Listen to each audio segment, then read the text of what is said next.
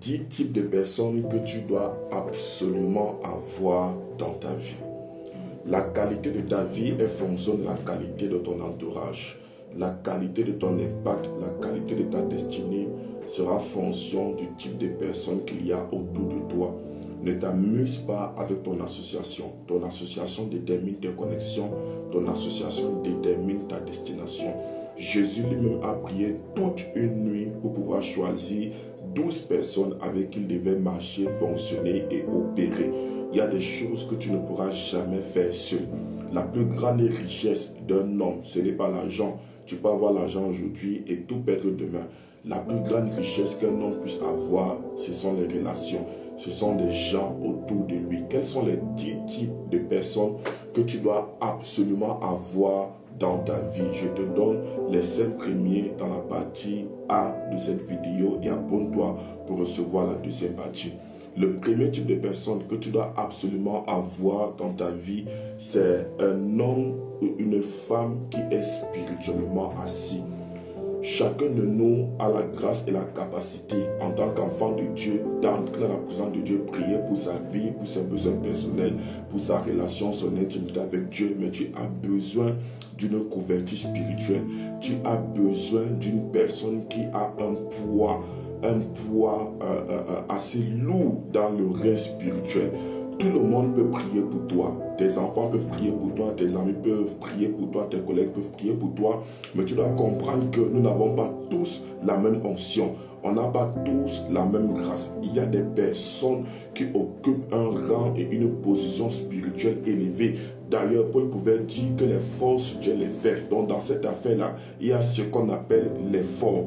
Il y a ce qu'on appelle l'effort. Donc, tu dois comprendre que ta vitesse dans la vie, ta vitesse dans le ministère, ta vitesse dans ton entreprise, dans ton foyer, sont fonction de qui est en train de prier pour toi. Simon n'a pas failli, il n'a pas été criblé comme le froment parce que Jésus a prié pour lui. Donc, tu as besoin d'une personne spirituelle, spirituellement plus élevée que toi pour prier pour toi. Les gens s'entourent des secrétaires, des protocoles, des caissiers, des trésoriers, mais rares sont des personnes qui s'entourent des hommes spirituels élevés qui peuvent prier pour eux tous les jours. Tu as besoin premièrement d'une couverture spirituelle, d'une personne qui est spirituellement élevée.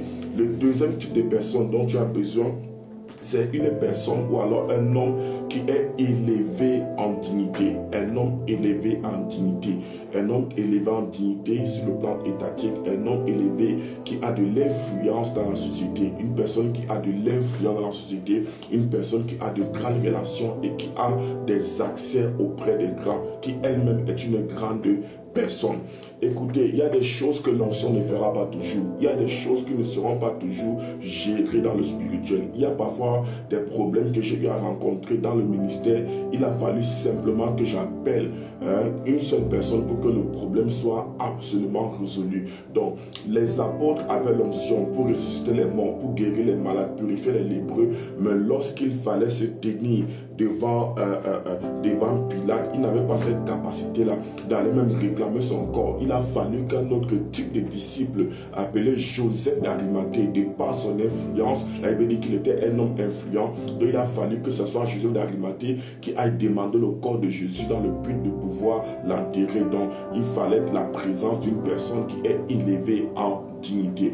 Le troisième type de personne qu'il te faut dans la vie, c'est une personne qui peut te discipliner. Une personne qui peut te discipliner, une personne qui peut te parler. Il y a des gens qui vivent de n'importe comment, qui font n'importe quoi, même des pasteurs et tout, peut-être parce que tu as ton ministère, toi, celui qui peut te réprimander, ce n'est que le Saint, ce n'est que Dieu, c'est faux. Il y a quelqu'un que vous devez craindre. Il y a une personne qui doit vous parler. Il y a une personne qui doit vous dire stop. Il y a une personne qui doit vous discipliner. Vous avez besoin d'une personne qui doit vous dire assieds-toi ici. S'il n'y a personne sur cette terre des vivants qui puisse te parler et tu écoutes, mon frère, ma soeur, sache que tu es en danger. S'il n'y a pas un homme qui peut te dire arrête-moi ça, ou je te mets sous discipline, s'il n'y a pas un homme sur cette terre qui soit en mesure de te corriger alors tu es dans l'égarement, tu as besoin d'un homme qui peut te parler, qui peut te gronder, qui peut te corriger, qui peut te discipliner afin que tu sois soient droits comme l'aiguille. C'est le troisième type de personne qu'il te faut absolument avoir. Donc une personne qui t'impose les limites à ne pas atteindre. Une personne pour qui tu éprouves un profond respect. Ça veut dire qu'il y a des choses que tu ne peux pas te permettre de faire parce que tu sais que si je le fais, il y a telle personne qui a un bâton de commandement derrière moi et qui pourra me remettre au pas. Le quatrième type de personne qu'il te faut absolument, ce sont des personnes qui te combattent. Oui, tu as besoin des gens qui vont te combattre. Lorsque tout le monde t'approuve, alors mon frère, tu es mal barré, c'est fini pour toi. La Bible pouvait dire que celui qui est élevé ce qui est élevé devant les hommes est une abomination aux yeux de Dieu. Lorsque tout le monde t'approuve, lorsque tout le monde te valide, pose-toi des questions. Tu as besoin des hommes qui vont te combattre.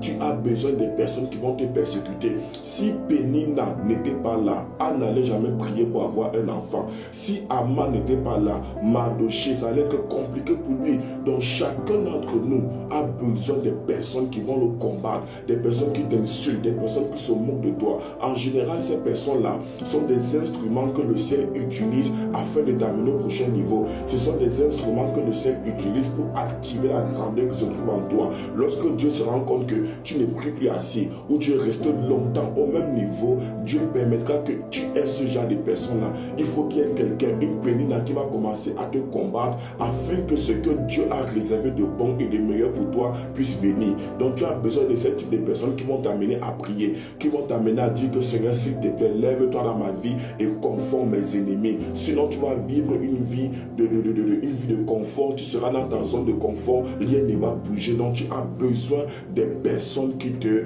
combattent.